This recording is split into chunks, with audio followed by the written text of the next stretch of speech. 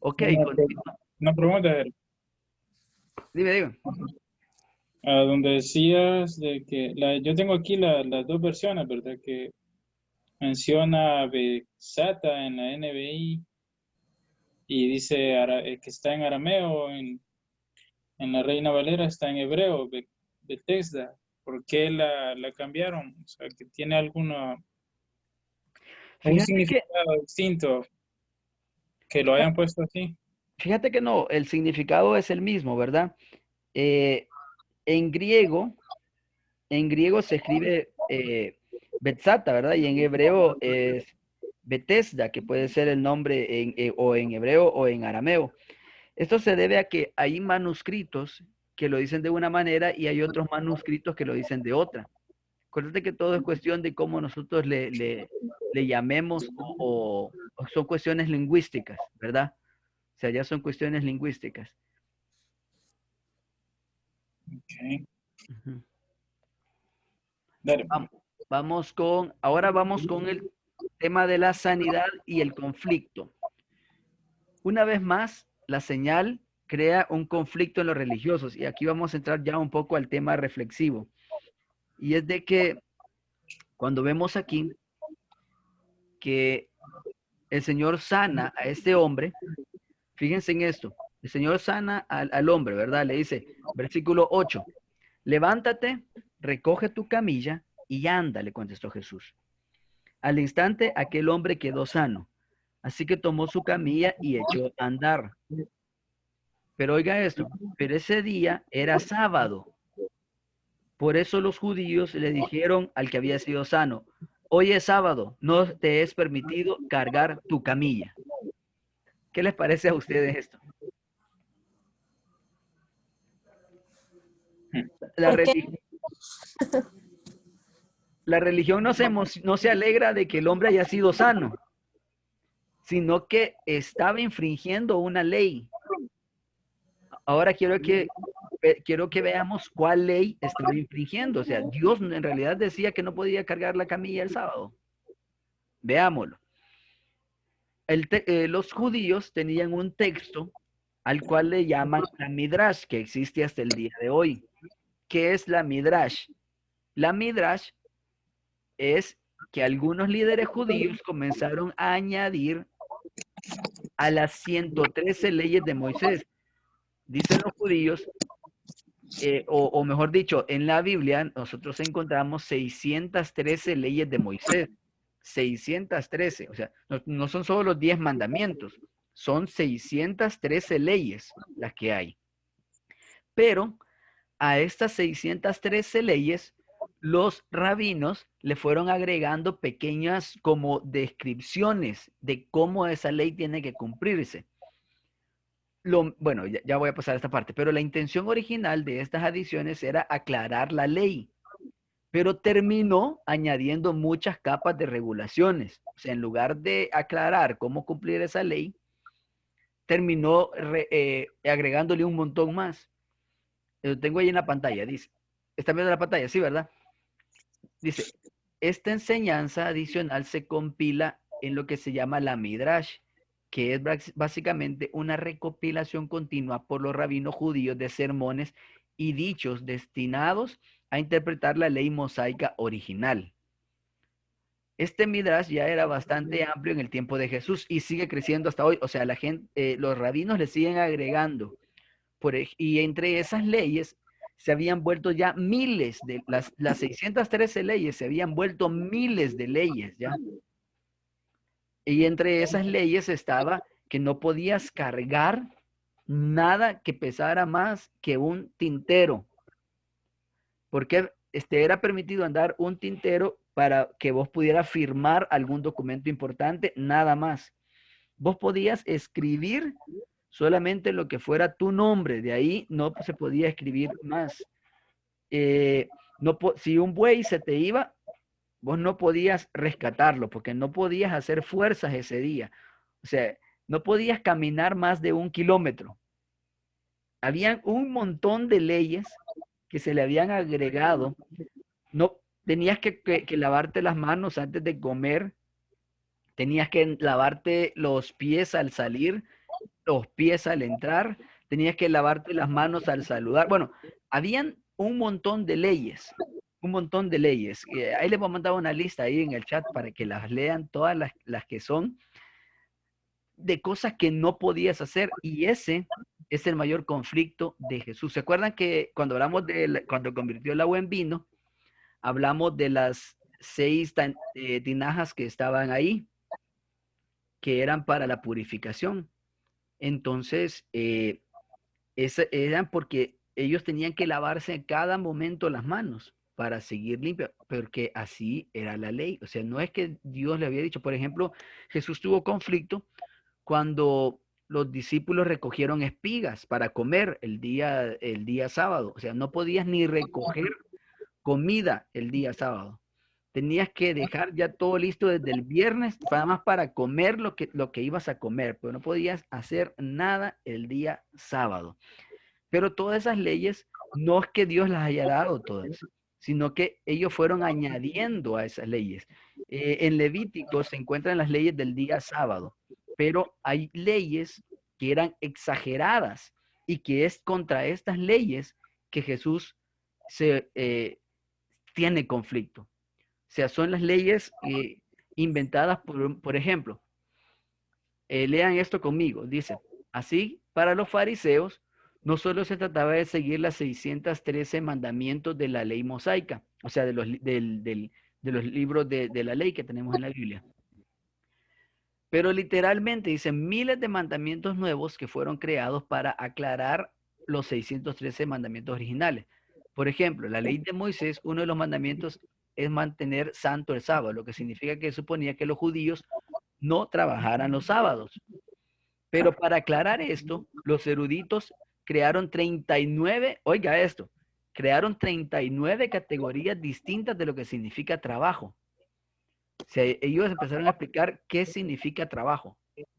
El sábado no puedes trabajar, sí, pero ¿qué significa trabajo? Entonces, le agregaron 39 categorías distintas de lo que era un trabajo.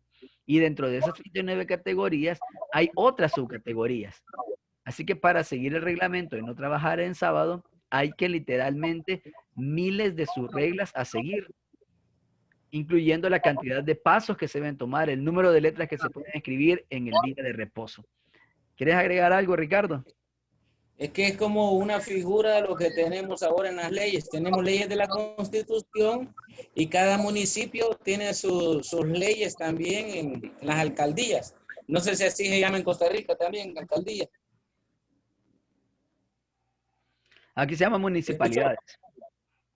Ajá. Municipalidad. Entonces algo así como las leyes superiores y luego pues hay leyes comunitarias, por decirlo así.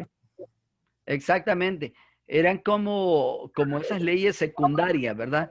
El problema era que ya no se habían vuelto leyes, digamos, para ayudarte a descansar o para ayudarte a cumplirle a Dios, digamos, sino que se habían vuelto leyes que si no las cumplías, te condenaban al infierno. Bueno, no en ese sentido, pero sí te condenaban, o sea, eras un impío, pues ya, si no cumplías eso. Ahora quiero hacerles esta reflexión. ¿Creen ustedes que ahora en día, dentro de las iglesias, también hay reglamentos que son extremadamente grandes para cumplirlas? ¿Qué piensan ustedes?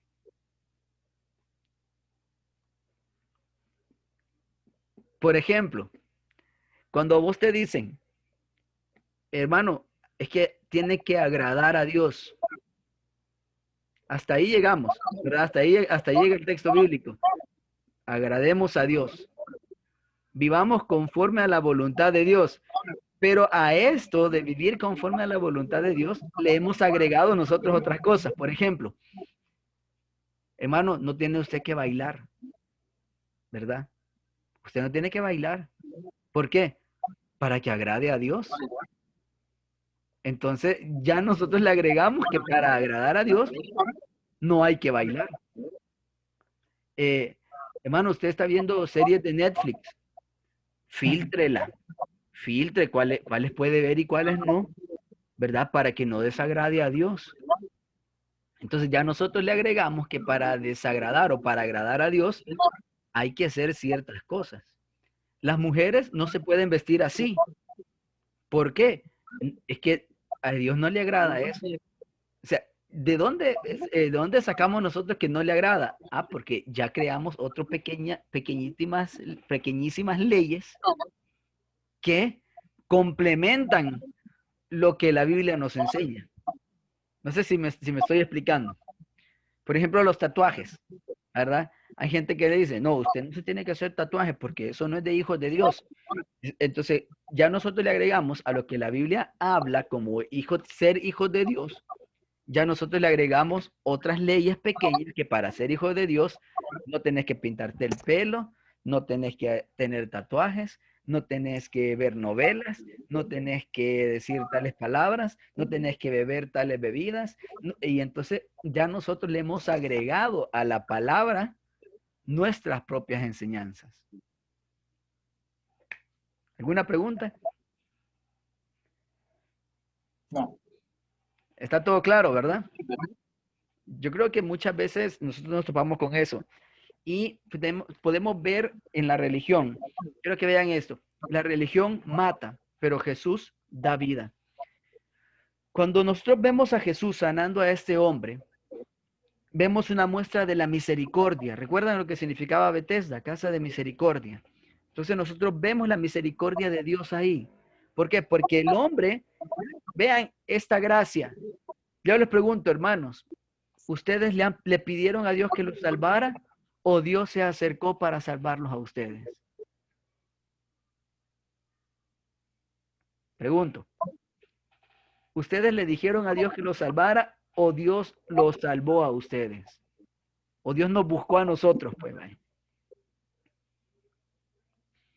A ver, ¿quién quiere dar su respuesta?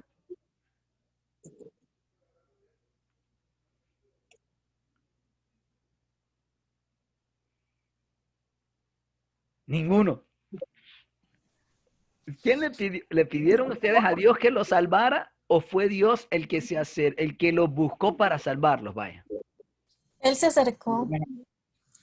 Él se acercó, ¿verdad? De lo que estábamos hablando, Carolina, antes de comenzar. O sea, Dios le va poniendo a uno cositas que son como pistas, ¿verdad? Son pistas que Dios te va dejando porque Él te está llamando.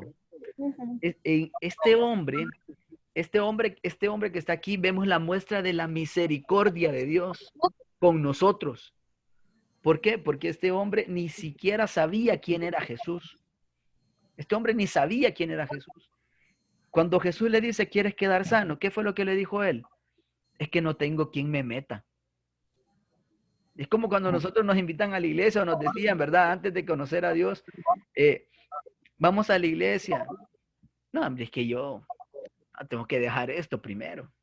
Es que a mí me gustan las discotecas, es que a mí me gustan los bailes, es que a mí me gusta ir a los bares, es que a mí me gusta tal cosa. O sea, nosotros estamos poniéndole excusas a Dios de por qué no podemos acercarnos a Él. Y es que vieras que yo no puedo cambiar mi carácter. Es que mi carácter a mí me aleja de Dios. Es que vieras que yo no puedo dejar tal cosa. Entonces, este hombre le estaba poniendo esas mismas excusas. No tengo quien me meta al estanque, le está diciendo. Entonces, le estaba poniendo excusas a Dios o a Jesús. ¿Por qué no podía ser salvo? Lo mismo que hacemos nosotros, pero ahí nos muestra Jesús esa gracia, esa misericordia. Él no pidió ser sano. Él no pidió la sanidad. Él estaba esperando por su propia cuenta, pero a veces Dios viene y obra en nuestra vida de la manera en que Él quiere y no como nosotros nos imaginamos. Pero vean, hay algo aquí. A pesar de que Él fue sano, Él no fue sano a la fuerza. Jesús no le dijo a los discípulos, levanten a este paralítico aquí, que camine, que camine. Así como a veces nosotros vemos en las campañas de sanidad, ¿verdad? De que, no, quítenle las muletas, que camine. Jesús no hizo ninguna de esas cosas, sino que, ¿qué fue lo que le llevó la sanidad a este paralítico que estaba aquí, al inválido? ¿Qué fue lo que le llevó la sanidad? Una sola palabrita, obediencia. Obediencia. Jesús le dijo, levántate, recoge tu camilla y anda. Y dice que al instante el hombre tomó la camilla y empezó a caminar. no cuestionó, él no dijo más, ni siquiera sabía quién era Jesús, ni siquiera dice que se puso a adorarle ni nada, él agarró las cosas y se fue. Y el hombre, y ahí fue donde se encontró con los religiosos. Y a la religión no le importa la vida. Aquí lo tengo en la diapositiva. Ellos no se alegran al ver el milagro. Un religioso nunca se va a alegrar al ver el milagro. Un religioso no se alegra porque una persona cambie. ¿Qué es lo que al religioso le alegra? Al religioso le alegra que, por ejemplo, nosotros vemos muchas veces que salen testimonios, ¿va?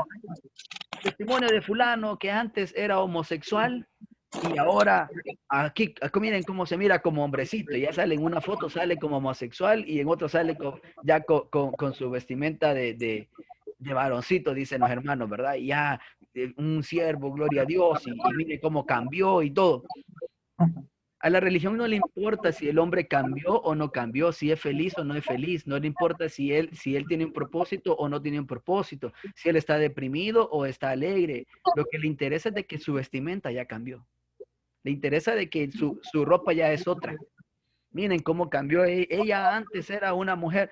Yo a veces veo así testimonios, ¿verdad? Y las mujeres a veces bien arregladas, bien bonitas, bien así, se miran bien elegantes. Y ya en Cristo, ahí con sus faldas de jeans todas apretadas y su mantelín, y ahí dice, bueno, mira, ya cambió. ¿Qué es lo que le interesa lo que le interesa a la religión? Es la apariencia. Lo que le interesa a la religión es lo exterior. Lo que le interesa a la religión es que nosotros estamos violentando una de las pequeñas leyes que están poniendo. Y no le interesa de que la vida haya llegado a nosotros. A la religión no le interesa ver el milagro. A la religión no le interesa ver a las personas. Incluso cuando a veces nosotros decimos, es que Dios quiere salvar tu alma. Es como que, bueno, ya hiciste la oración de aceptar a Jesús y ahora ya sos salvo. ¿Y ahora qué? ¿Y la vida? ¿Y la preparación? ¿Y tu bienestar? ¿Y tu bienestar emocional? ¿Y tu aprendizaje de la palabra? ¿Y tu crecimiento espiritual? ¿Quién te va a acompañar? O sea, ya pasaste a aceptar a Jesús y ahora, ¿cómo vas a aprender lo que Dios quiere? ¿Cómo vas a ser una mejor persona? ¿Estás sin trabajo? ¿Cómo vas a tener un trabajo? ¿Cómo vas a ser un mejor empleado? ¿Cómo vas a ser un mejor padre, un mejor hijo? ¿Cómo vas a ser una mejor persona? Todo eso parece que queda olvidado por la religión, no le importa la religión. Incluso nosotros a veces hacíamos bromas en la iglesia en la que yo estaba, porque habían personas que se terminaban peleando. Yo creo que David se acordará de más de algún caso. Nosotros hacíamos retiros, ¿verdad? Espirituales. Y entonces en el retiro espiritual todos éramos bien hermanos, bien hermanazos, ¿verdad? Y qué alegría, y los príncipes, y la gente cambiando, y qué bueno. Pero al pasar de los días, estos que eran, que qué bonito, que la oveja perdida y todo, ya eran enemigos, ya eran que emproblemados con otros hermanos, que ahora ya no eran aceptados, que ahora, bueno, y ahora hasta los querían quizás matar los mismos que lo habían invitado. Entonces se daban esos problemas y se dan esos problemas dentro de las iglesias. Juan recalca esos problemas porque nosotros tenemos que aprender algo y es de que no importa lo que la religión diga, sino lo que importa es que Jesús nos está buscando para sanarnos, no como queremos, sino como Él quiere hacerlo.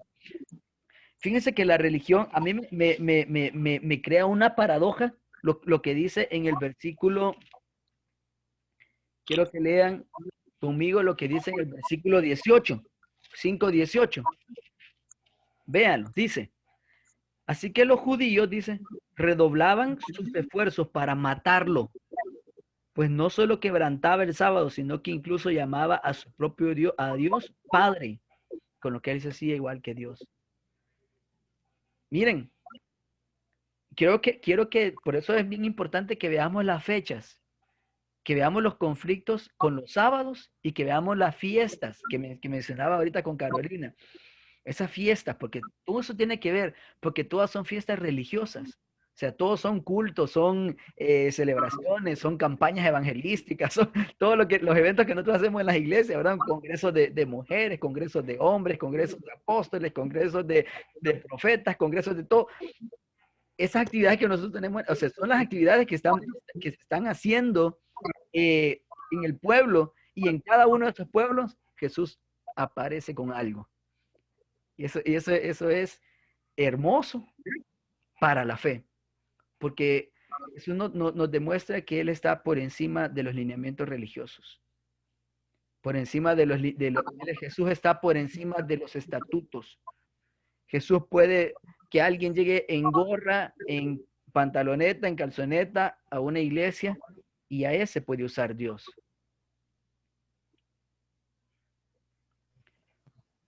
Dígame, Ricardo.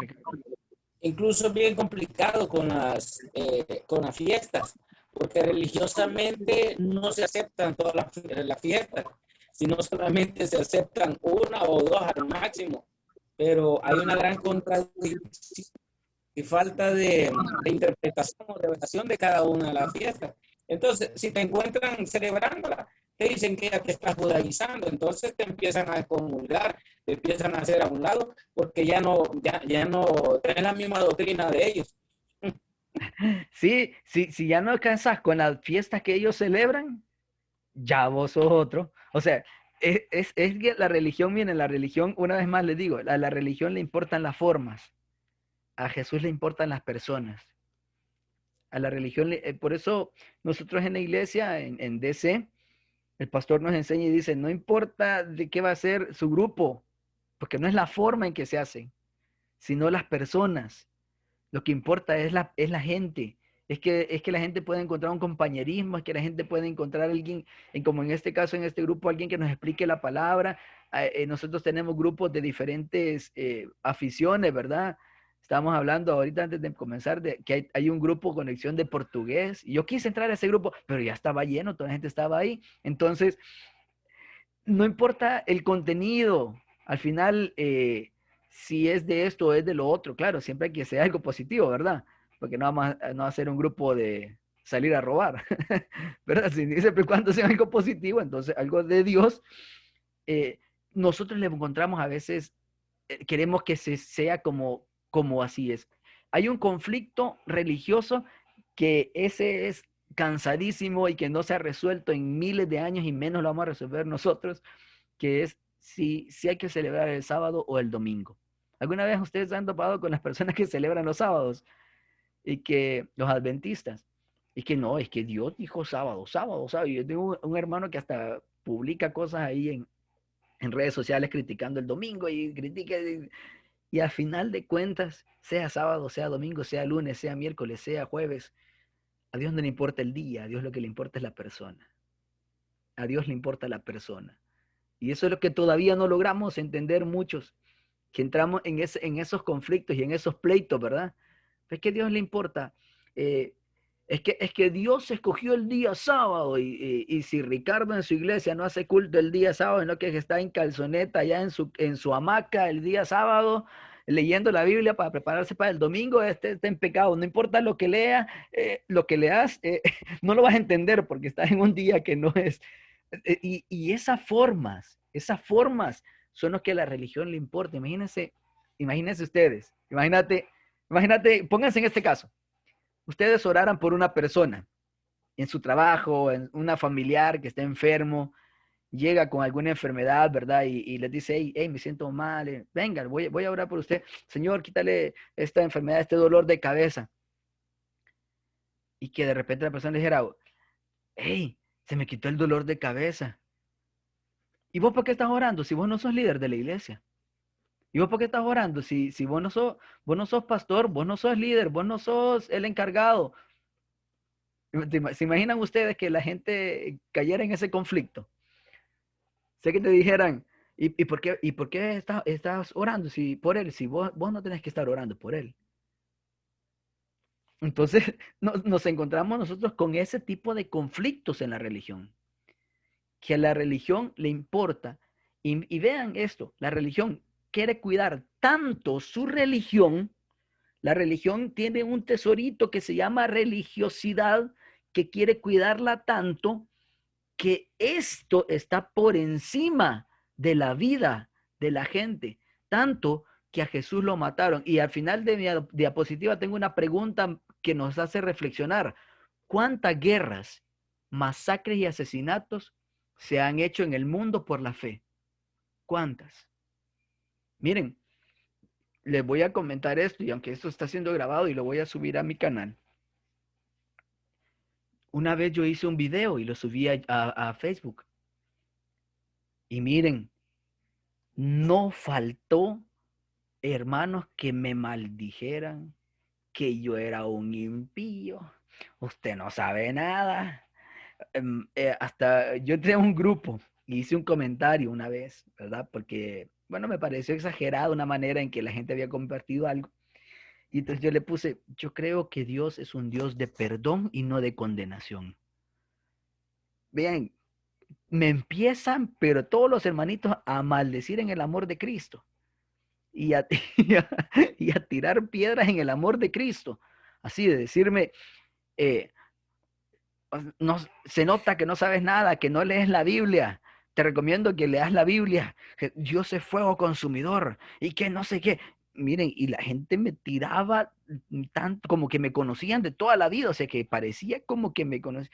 Y yo le digo, hey, de verdad que yo pensé que este era un grupo cristiano. Yo pensé que este era un grupo cristiano, pero imagínense y les pongo yo, ¿verdad? Ahí en el grupo.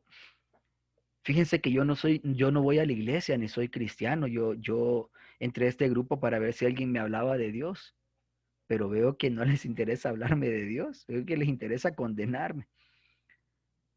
Yo dije, quizás la gente iba a reflexionar. ¿Qué? Te equivocaste de grupo. Aquí no es para eso. Que no sé qué. Los hermanitos en Cristo, maldiciendo y actuando de esa manera. Entonces la religión, de la religión no podemos sorprendernos de nada, ¿verdad? La religión se encarga de condenar, se encarga de matar. Incluso planeaban cómo matar a Jesús. Imagínense, planeaban cómo matar a Jesús. O sea, por la fe, por la religión, lo que planeaban es cómo matar a Jesús. Y en nombre de la religión se han hecho muchos asesinatos. A las mujeres se les quemaba en la Edad Media diciendo que eran brujas, ¿verdad? Se recuerdan de esa historia, ¿verdad? Triste. Muchos se quemaban vivos diciendo que eran herejes y se han hecho muchas guerras por tratar de mantener esa religiosidad, ese tesorito que se llama religión, y a veces se olvida que Jesús es Dios de vida, que Él no es Dios de religión. Entonces Jesús no vino para cumplir los miles de mandamientos que se habían inventado. Jesús vino para cumplir la ley. Y la ley de Dios es la ley de la vida. La ley de Dios es la ley de la bendición y no la ley de la muerte. Nunca va a ser la ley de la muerte. Esa es la enseñanza que nos deja por este momento este capítulo y esta tercera señal de Juan, que es paralítico. Si alguien tiene alguna pregunta en estos últimos minutos, adelante.